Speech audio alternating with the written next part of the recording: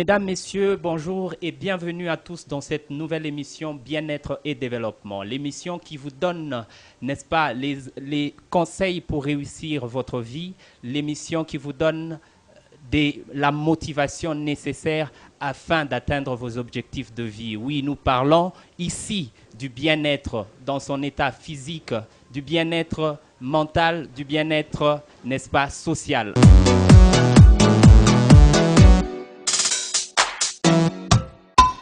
Voilà. Je reçois aujourd'hui M. Lucien Mbouillou, qui est le fondateur et le CEO de l'entreprise GAS SARL. Il est là pour nous partager des informations qui vont révolutionner votre vie, ces informations qui vont vous aider à changer de standard. Monsieur Lucien, bienvenue à vous. Merci beaucoup, monsieur le journaliste. Merci beaucoup. Eh bien, aujourd'hui, nous allons essayer un peu de parler sur ce que vous faites. Parce que GAS SARL, c'est une entreprise qui est là, qui touche des vies, n'est-ce pas, pour les amener dans l'excellence. Est-ce que vous pouvez un peu nous parler de la vision de GAS? Merci pour la parole. J'ai toujours été très content et très fier quand je parle de la vision de GAS. Oui. Parce que c'est une vision qui m'impacte d'abord moi personnellement, oui, avant que cette vision puisse impacter les bénéficiaires de nos activités. Pour ce qui est de la vision des GAS Services, il faudra retenir que GAS Services a pour vision, pour chaque personne, oui, une vie socialement digne qui aspire à l'excellence. Mesdames, Messieurs, une vie socialement digne qui aspire à l'excellence. C'est ça l'objectif, c'est ça même la vision de GAS Services. Vous voyez? Alors, je veux comprendre un peu. Qu'est-ce qui était à la base de la création de GAS? Qu'est-ce qui vous a inspiré? Qu'est-ce que vous avez vu dans la société pour pouvoir créer GAS? Effectivement, il faudra savoir que toute vision, quand on doit le développer, ça part toujours par un certain niveau de révolution, oui, par rapport à un constat, généralement qui est négatif. Okay. Et le constat négatif que personnellement que j'ai eu à faire, parce que dans la vision, je parle aspiration à l'excellence, oui, mais pas le renouvellement de l'intelligence, qui est un élément clé, oui, dans la vision. Qu'est-ce qui s'est passé? En fait, dans mon jeune âge, j'ai évolué dans la ville de Colosie, okay, fils Gécamine. Vous savez que la Gécamine offrait un peu le tout à ses agents, surtout ceux-là qui étaient mieux placés. Oui. Et on a évolué dans ce sens où on recevait un peu de tout. La nourriture. De rien, nourriture, scolarité, donc toute une sécurité sociale. Voilà. Mais il a fallu juste un petit temps pour que je puisse voir un peu, ouvrir les rideaux, oui, au-delà de limites de ma famille, okay, pour voir un peu ce qui se passe de l'autre côté. Mais ce que j'ai vu de l'autre côté, c'est ce qui a fait à ce que je puisse être révolutionné. Okay. Et ce quoi que j'ai vu, j'ai vu que là où moi j'avais la facilité, okay, d'accéder à un service social, oui, de base élémentaire, il y avait des gens qui devaient beaucoup batailler pour atteindre juste ce que moi j'atteignais sans effort. Wow. Et cela m'a révolutionné. Okay. Et je me suis dit qu'il y a quelque chose qui fait à ce qu'il y ait une barrière pour que ces gens-là n'arrivent pas à jouir de ce dont moi je jouis avec facilité. La satisfaction d'un besoin élémentaire. Exactement. Okay. Et j'ai compris que cet obstacle, maintenant je me suis poussé à aller étudier, c'est à quel niveau qu'il y a cet obstacle. Oui. Mais je trouvais que l'obstacle était à deux niveaux. Oui. Le premier obstacle, c'était d'abord l'environnement dans lequel ces gens-là étaient en train de vivre. Oui. Et quand je prends l'environnement, il y a plusieurs facteurs. Mais je trouvais également qu'il y avait également un facteur aussi important, oui, qui n'était pas exogène, oui, mais qui était endogène. Okay. C'est pour cela que dans la vision, je parle de renouvellement de l'intelligence. Voilà. Et ce renouvellement de l'intelligence, c'est par rapport à la domination qu'on doit avoir d'un facteur endogène qui nous bloque à atteindre la satisfaction à nos besoins.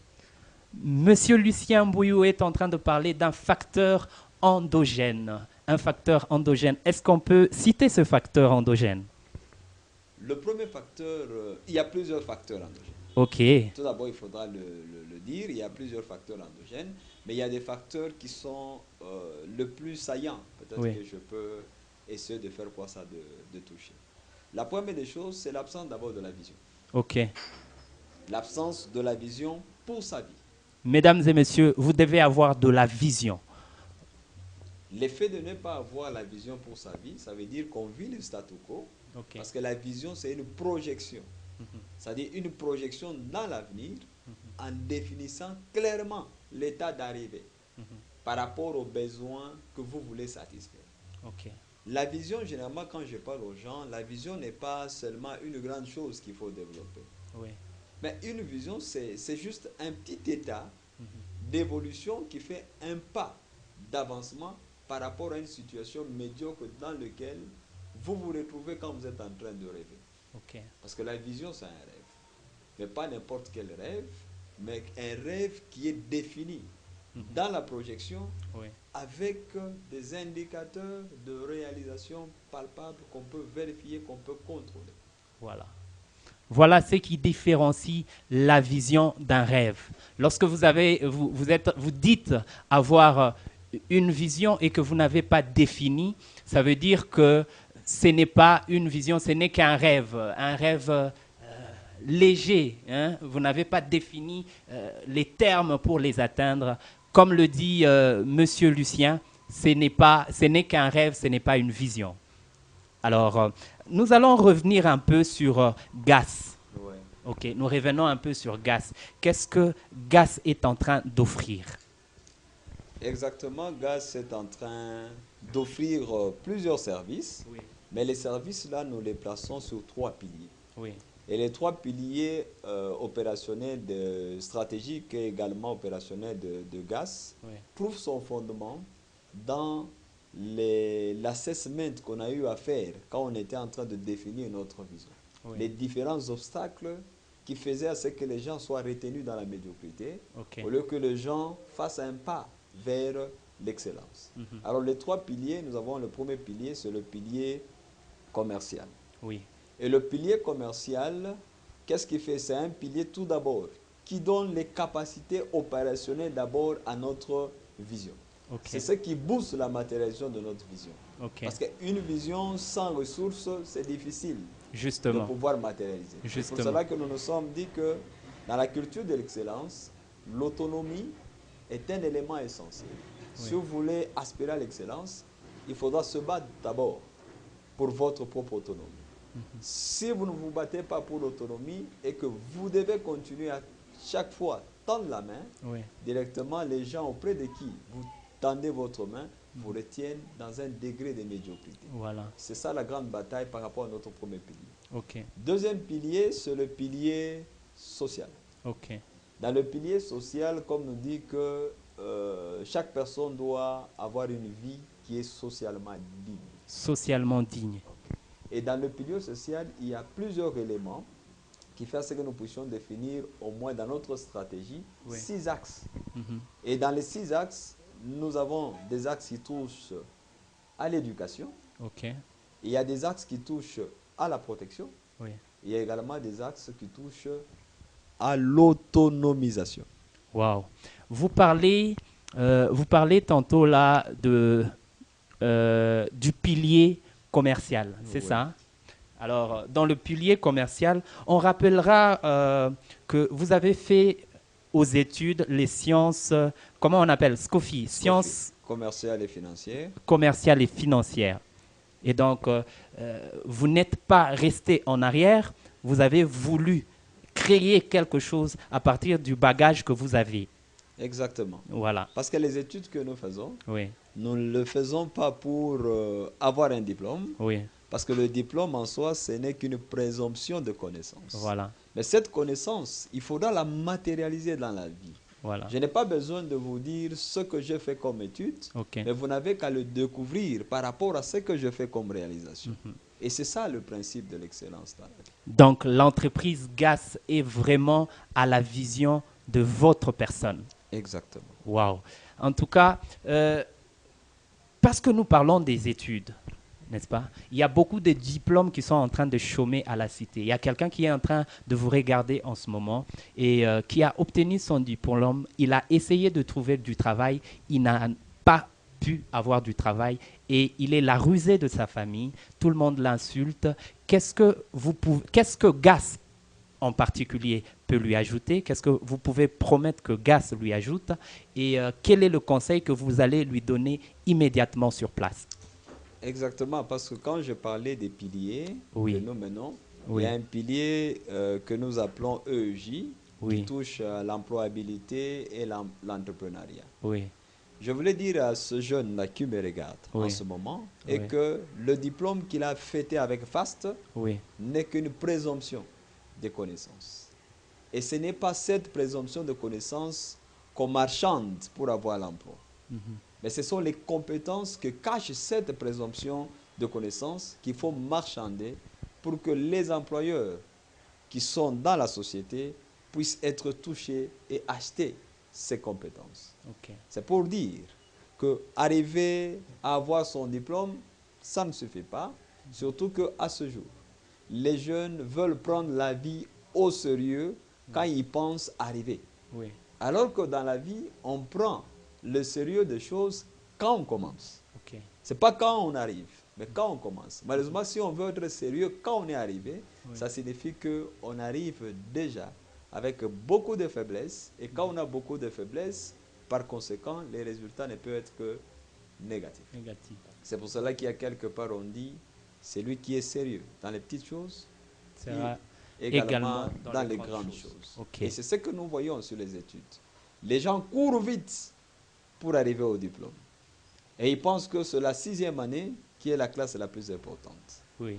C'est le 3e graduat ou 2e licence pour ceux-là qui ont fait le parcours ancien, qui ne sont pas passés par le LMD, oui, qui pouvait être une promotion où les gens sont sérieux. Et quelqu'un vous dit, bon, je suis maintenant dans l'année terminale. Alors que la promotion la plus importante, c'est la première promotion. Okay.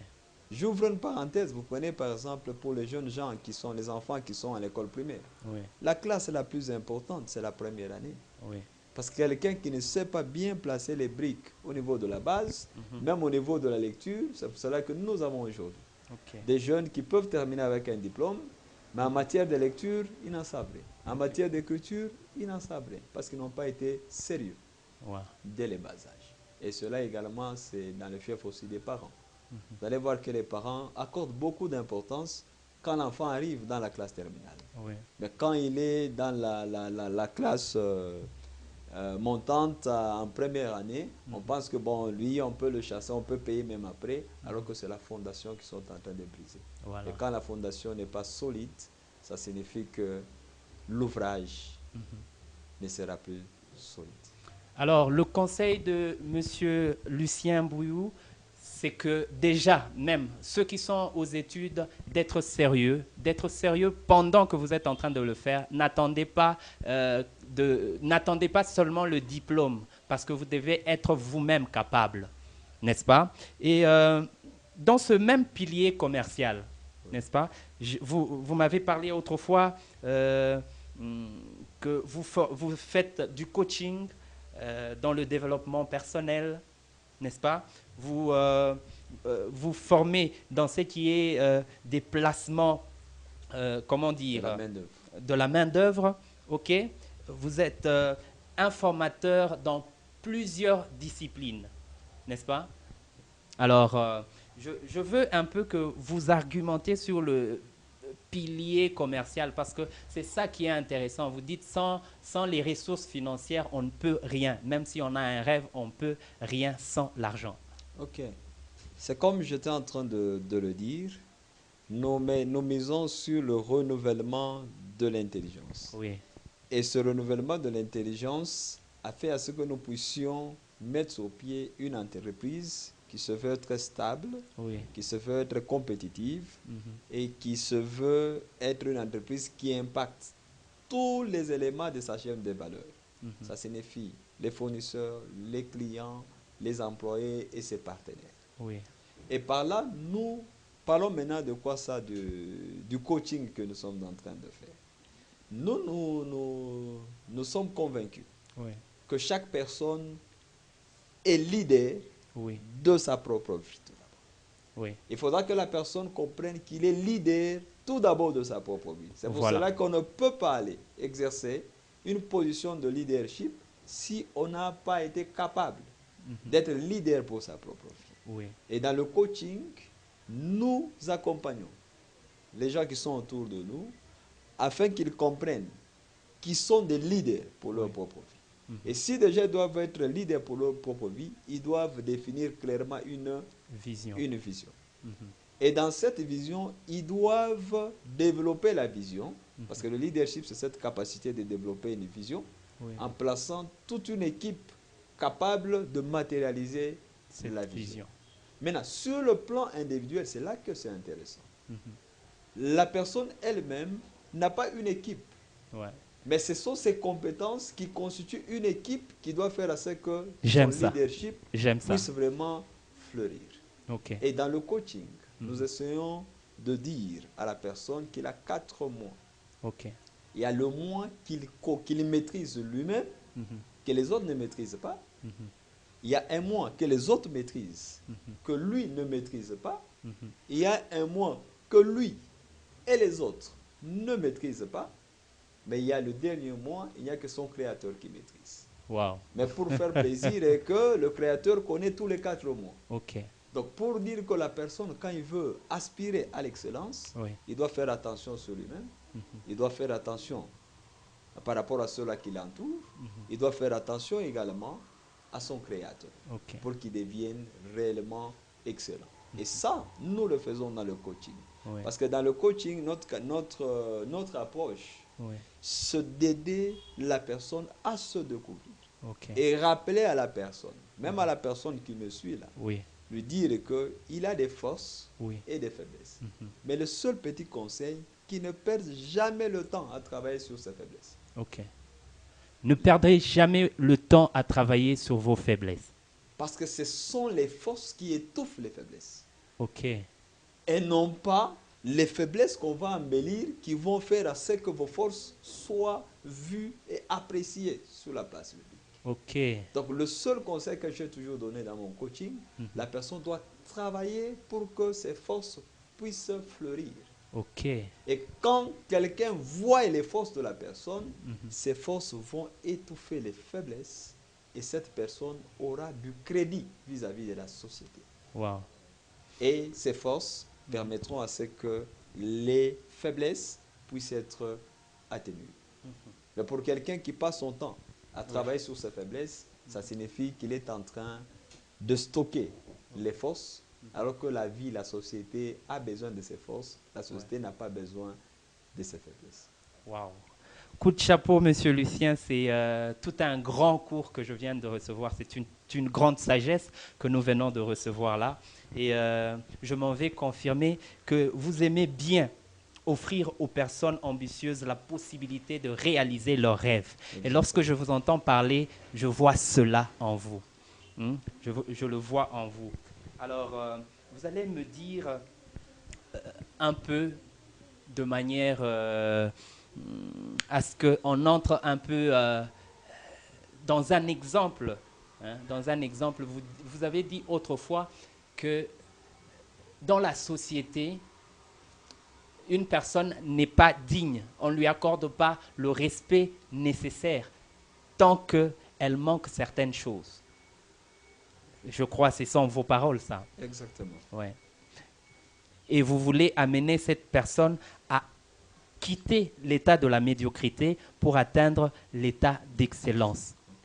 Et vous voulez que cette personne, au travers de tous vos coachings, parce que avec le temps qu'on a ici, vous ne pouvez pas lui charger toutes les informations pour qu'elles soient transformées. Et j'en souffre déjà, parce que je voulais donner beaucoup d'informations, mais le temps est réduit.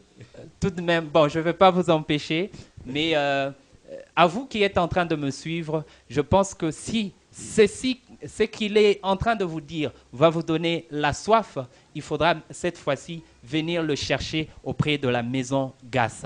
Alors, je vous donne le temps de vous exprimer, d'essayer de coacher un peu ces personnes pour les enlever de la médiocrité et les amener à l'excellence. Voilà. Ok. Comme j'étais en train de le dire, que le premier élément, il faut qu'il y ait une révolution. Ok. Parce que c'est de la révolution que naisse une vision. Quand je parle de la révolution, il faudra que celui qui me suive, qui se dise qu'il doit avoir les capacités d'évaluer sa vie. Ok. Tout celui qui n'a pas la capacité de comprendre qu'il y a une situation négative dans sa vie et de prendre conscience de la situation négative ne peut jamais aller vers l'excellence. Et ça, c'est le premier exercice de sa vie. Voilà. Celui qui vit dans une zone de confort où il fait de sa médiocrité un mode de vie, l'habitude, où il est sans foutiste, c'est difficile. Malgré sa souffrance. Malgré sa souffrance. Et il faudra dire, maintenant ça suffit. Cette souffrance a longtemps duré. Celui qui peut dire ça suffit, ce n'est que celui qui a la capacité de comprendre que c'est une souffrance. Parce que la société a une manie de faire. Vous voyez, je vais vous donner un petit exemple. Hein. Je suis quand même chrétien. Je ne peux pas m'empêcher de mon identité. Quand vous allez dans la Bible, vous allez voir les enfants d'Israël qui étaient en captivité des années. Mais il y a quelqu'un, un leader qui est venu les prendre pour les ramener dans un niveau d'excellence. Là, on dit dans un pays où coule le lait et le miel. Mais je vais vous surprendre. Ces gens-là, malgré qu'on les a pris avec force pour les ramener, à un certain niveau, ils se sont dit, bon, on était mieux. Là, on était sous la joug d'esclavagisme, parce qu'on mangeait, on pouvait prendre de la viande et quoi ça. Et ça, c'est quoi? C'est ça, cette barrière qu'a plusieurs personnes dans la vie. C'est-à-dire que quand ils sont dans leur zone de confort, quand ils réalisent, parce que dans la vie, il faut comprendre une chose. Ce qui fait c'est que les gens n'avancent pas. C'est le petit succès qu'ils réalisent dans la vie. Et celui qui me suit doit savoir que le petit succès pour lequel on l'applaudit, c'est ce qui le retient vers l'échec.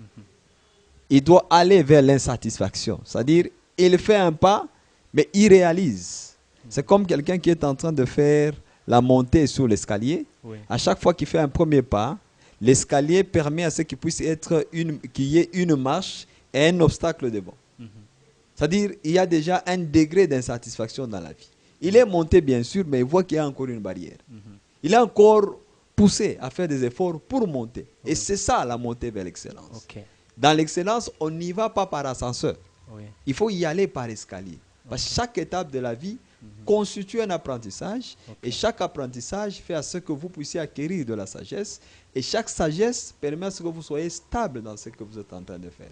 Parce que retenez qu'un leader, parmi les qualités de leader, ou le savoir le plus important de leader, c'est le savoir réussir. Tout le monde peut avoir le savoir-faire. Vous pouvez avoir le savoir-faire. Là, c'est la capacité de communiquer les compétences que vous avez, le transfert des compétences. Vous pouvez avoir le savoir-être, le savoir-vivre, mais le savoir-réussir, ce n'est que la compétence ou l'apanage des leaders. Arriver au sommet et se maintenir au sommet. Et pour y arriver, il faudra que l'on passe des escaliers en acquérant de la sagesse et on sera stable. Waouh! Je suis en face vraiment d'un coach en développement personnel. Je suis en face réellement d'un CEO expérimenté. Je suis en face de quelqu'un vraiment qui, quand vous parlez avec lui, vous allez être transformé. Je veux être à côté de ces messieurs pour être transformé, pour qu'il m'ajoute toujours cette sagesse. Alors, voilà. Il y a encore un défaut que vous disiez autrefois avoir trouvé dans l'éducation d'aujourd'hui. L'éducation d'aujourd'hui. À part ça, nous allons parler de ce défaut. C'est quoi que vous trouvez? Bon, l'éducation d'aujourd'hui, il est à deux niveaux. Le premier niveau, c'est le système tout d'abord éducatif lui-même. Parce qu'un système éducatif dans la vie doit répondre à la vision supérieure. C'est-à-dire une nation, quand une nation doit définir son système éducatif, la nation doit d'abord définir sa vision.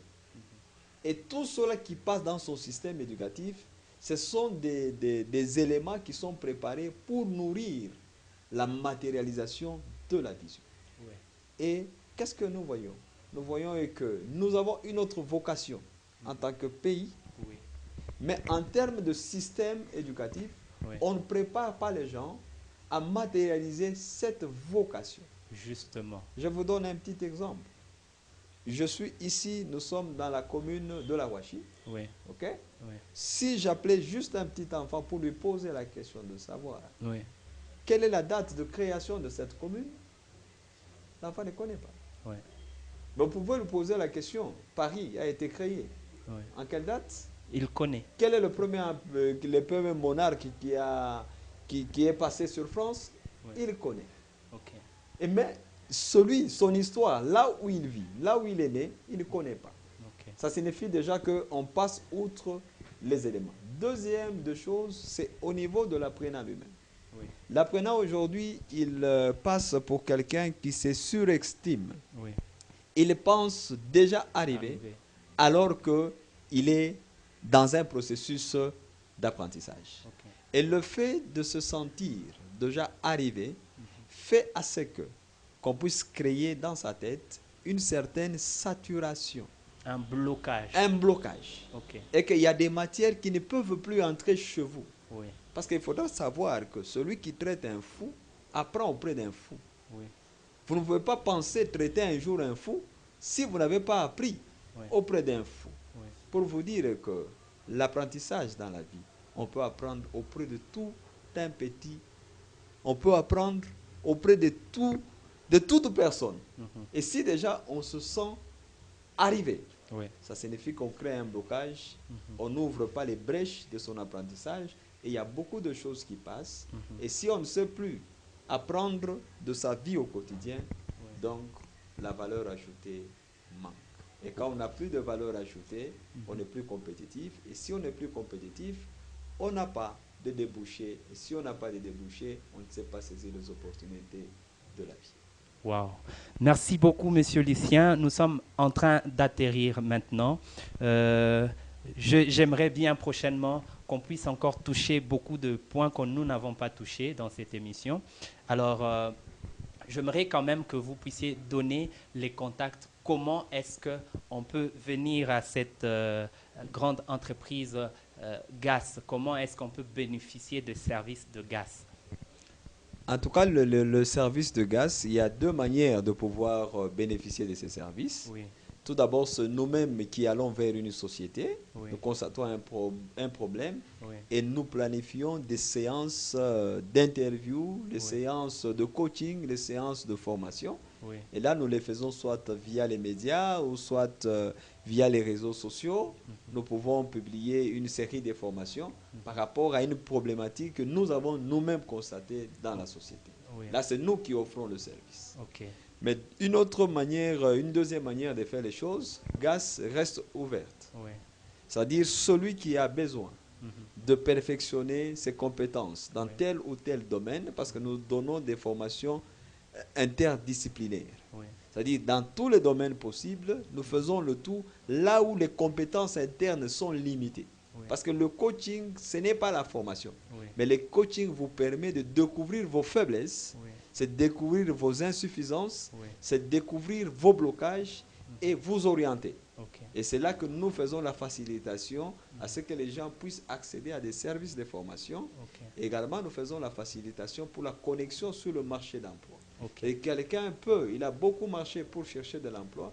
On peut passer en revue son CV pour lui dire, voilà, il y a juste une petite phrase oui. Qui a été omise dans votre CV qui fait à ce que vous ne soyez pas compétitif. Okay. Donc, ce sont des conseils que nous donnons.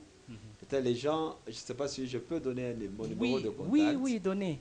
Donc, les gens peuvent nous contacter au 099, donc plus 243 99 238 96 81.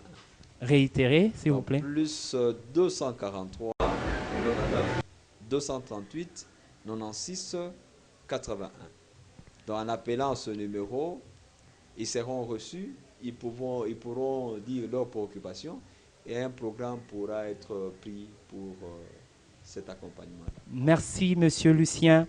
Alors, voilà, nous sommes à la fin de cette émission. Je voudrais juste souligner quelque chose en bref, c'est dire que pour cette personne qui est en train de me suivre, qui connaît beaucoup de choses, qui a étudié, et qui n'arrive pas à transformer sa connaissance en revenus financiers, moi, je te donne une adresse, viens chez GAS Service et tu pourras transcender cet état de choses et atteindre l'excellence. C'était Bien-être et développement. Christian Kapumba pour vous servir.